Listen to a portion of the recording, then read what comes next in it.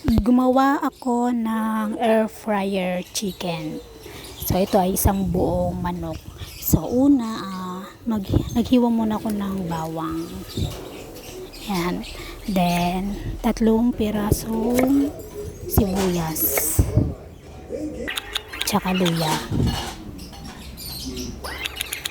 Hiwain lang natin. Then, dikdik tayo ng tanglad.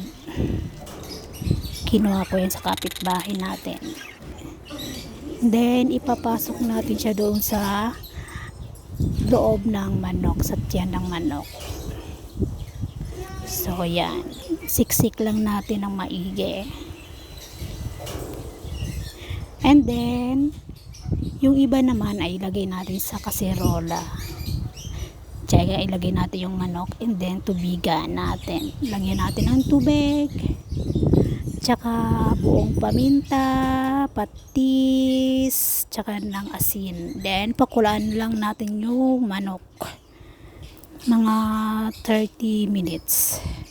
And then, kung okay na siya, i-drain lang natin. And then, kunin na natin yung ating air fryer. So, ilagay na natin siya sa air fryer. 15 minutes lang for 180. Kasi medyo luto na rin naman yung ating chicken.